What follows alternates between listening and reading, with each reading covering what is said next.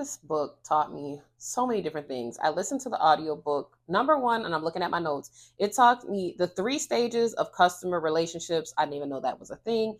How to create and implement the one marketing plan you will never regret. How to develop a sales funnel that attracts the right customers to your business. The power of email and how to create campaigns that result in customer traffic and a growth in brand awareness, as well as the keys to wireframing a website that commands attention and generates conversions. This book was by Donald Miller. It's titled Marketing Made Simple, a step-by-step story brand guide for any business. You can listen to it with audiobook. It's available with Kindle Unlimited. If you don't have that, it's $12.99 on Kindle. I listened to it with Libby. I absolutely loved and adored this book. I hadn't read a book by this author. I really don't remember how I even stumbled upon it. I think I saw someone possibly promoting or marketing the book on Facebook. Point is, this book put me on to so many gems when it came to marketing, even as far as emailing. I feel like I learned the most in this book when it came to how to approach emailing potential customers. If you have a funnel that you're using on your website where people are dropping their email in, it's telling you how frequently should you be reaching out to them, like how much is too much, how much is too little. And I think as a business owner, it's very easy to start to overthink it and to feel like, well, I don't want to be spamming these people. Of course you don't want to be spamming people. They trusted you with their email. At the same time, if they're no longer interested, they're going to unsubscribe. So does that mean email them every single day? No. But I don't see Fashion Nova taking breaks at all. Fashion Nova will literally send people emails when it's the 4th of July, when it's Amazon Prime Day, and they always have some funny catch line. This book taught me how to say things in your email headline. What is it called? The subject line. So that it captures attention, but it also lets them know that you're still adding value to whatever it is that they're looking for. So you don't go ahead and you don't upload an email to people that's like, oh, this is why your dog's breath smells like crap. And you're not actually offering a product that's making the dog's breath not smell like crap. Okay? You don't sit here and send out emails about, nutritional benefits if you're a personal trainer, but you don't actually have any experience in it. You're making sure that anything that you're highlighting to your customer base, you actually have a solution to fix it. So I really like that. I also liked at the very end, they had, when you listen to the audiobook, they had a portion of them talking on their podcast about how they do web series and things and stuff like that to be able to bring in more customers that may be interested. Excuse me, I was about to hiccup. The book was just really good because it talked about always being solution based, always making sure that you anticipate your potential customers' needs. It talked about how many touches sometimes it takes to be able to turn someone into a potential customer, from a potential customer to an actual customer. So sometimes it takes 7 touches, sometimes it takes 8 touches. Sometimes the first time someone sees you, they're interested, but they don't want to have buyer's remorse. So they don't go ahead and just rush out and pay for it now. There might be people who see your stuff today that don't actually click the purchase button 3 years from now, and that's okay. There's those people that they do keep your emails, they're not unsubscribing, but they actually see the value in the content that you're putting out, so eventually they'll purchase, or they'll end up referring you to somebody else. So definitely learn there. Don't be afraid of the email marketing. If they sent you the email, they sent it for a reason, okay? The book overview says, every day your company is losing sales simply because you do not have a clear path to attract new customers. You're not alone.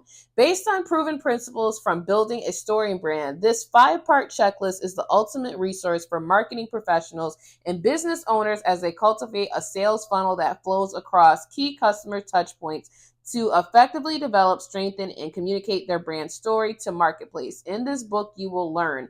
And then it lists off all the things I had said. The inability to attract and convert new customers is costing business owners valuable opportunities to grow their brand. This prevents companies, both big and small, from making the sales that are crucial. With Marketing Made Simple, you will learn everything you need to know how to take your business to the next level. So even in that little paragraph there, they point out a problem. The problem is that people have an inability to attract and convert new customers.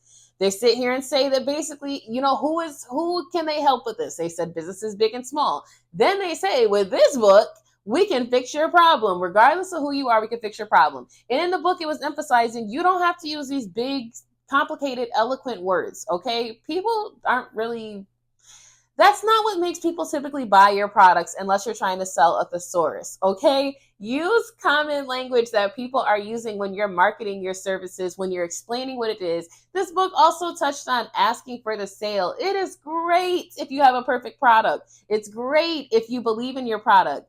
But the book highlighted that if you're not asking for the sale at any point, you probably don't believe in the product that you're actually offering, or you don't feel like it offers the value that you're hoping it comes across as offering. I would highly suggest listening to this book on either Libby or audiobook, as well as I think I might even get the physical copy, because it's one of those books where I feel like I would like to be able to sit down and like annotate. I'd like to be able to highlight. I want to be able to have my little, I don't even know what they're called. I wish they were closer on my desk for me to sit here and pull. They're basically like little bookmark tabs. You know those little things you see like sticking out of people's Bible where they highlighted this part and then there's like a little post-it note like sticking out. You guys know what I'm talking about. Drop a comment below if you know the word for what I'm talking about, because it's leaving me right now. The point is, this was a really beneficial book, and I do feel like it's one of those books that you can listen to over and over again, because the information isn't really going to change all that much. I'm trying to see, when did this book come out?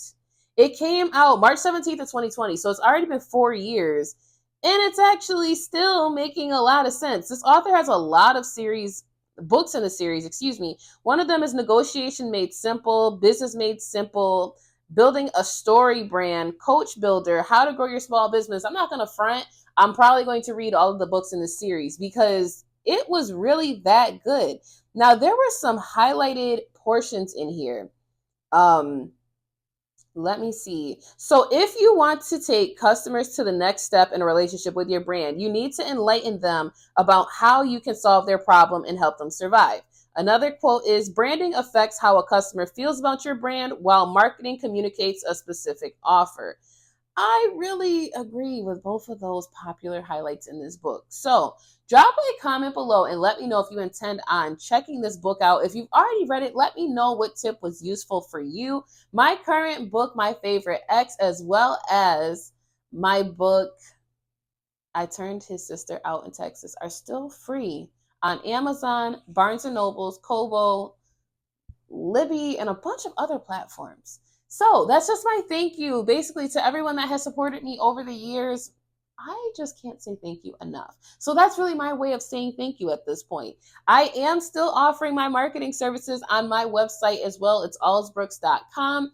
I offer services where I do help promote books by other authors. I offer a TikTok book promotion service. If you want to see your book being promoted on TikTok, I got you for $4.44. Okay, for a limited amount of time. I don't know how much longer. I'm going to keep that deal up there. I also can help you get your book covers on billboards, digital billboards in your city. So check out my website at allsbrooks.com, ALSABROOKS.com, and I can help you get your book promoted online.